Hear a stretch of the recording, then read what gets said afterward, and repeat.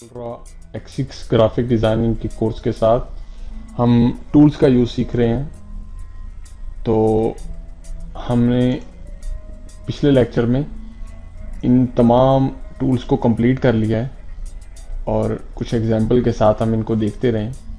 तो तीसरे नंबर पे जो हमारे पास क्रॉपिंग के टूल हैं और कटिंग के टूल हैं और कुछ ऐसे टूल हैं जिनसे आप कुछ अपने ऑब्जेक्ट के अंदर रिमूविंग का काम करते हैं। तो उसमें सबसे पहले हमारे पास क्रॉप टूल है। क्रॉप टूल जो है वो किसी भी ऑब्जेक्ट को रेक्टेंगल की शक्ल में काटने के लिए यूज़ होता है और आप इसे किसी भी शेप को किसी भी एंगल से काट सकते हैं पर रेक्टेंगल की शक्ल में, यानी कि किसी चीज़ को चौरस हिस्सा आप निकाल सकते हैं। एग्जाम्पल के लिए मैं यहाँ पर एक सर्कल बना रहा हूँ और हमने यहाँ से क्रॉप टूल को सिलेक्ट कर लिया जो पहले नंबर पर है।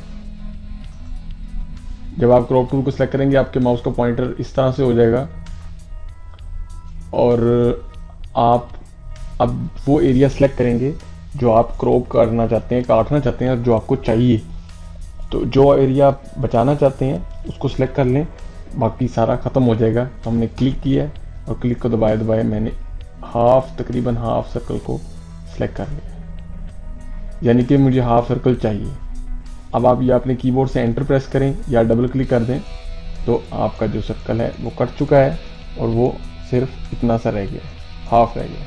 तो आप इस तरह किसी भी शेप को कहीं से भी काट सकते हैं। और एग्जांपल के लिए हमने यहाँ पर एक शेप बनाई हुई है और इधर से क्रॉप टूल लिया हुआ है, हमने इतना एरिया सेलेक्ट किया है और यहाँ पर डबल क्लिक करते हैं तो हमारे पास ये शेप रह जाती है और बाकी हिस्सा कट गया।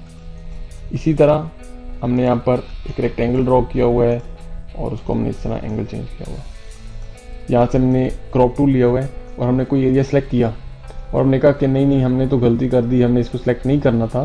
तो आप यहाँ से क्लियर क्रॉप मार्किंग पे क्लिक कर दें तो वो अपनी असल हालत में आ जाएगा और क्रॉप की ऑप्शन ऑफ हो जाएगी। इसी तरह हमने इस एरिया को काटना है और हमने इतना एरिया सेलेक्ट किया है तो उसके बाद हम इस सिलेक्शन को कहीं उठा के रख भी सकते हैं कि हमने यहाँ पर रख दिया, यानी कि अब ये डिश बॉक्स के अंदर जो एरिया आ रहा है वही कट के बाहर आएगा।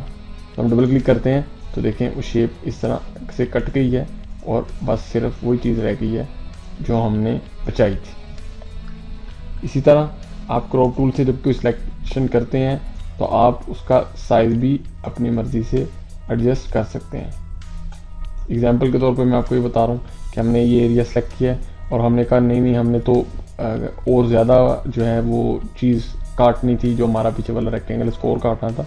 तो आप ये साइड पे हैंडल्स हैं उन पे क्लिक करके इसको कहीं भी रिसाइज करके एडजस्ट कर सकते हैं और आप इसको कहीं भी उठा के रख सकते हैं। डबल क्लिक करने पर ये शेप को काट देगा और जो शेप आपने बचाई थी सिर्फ वही रह गई।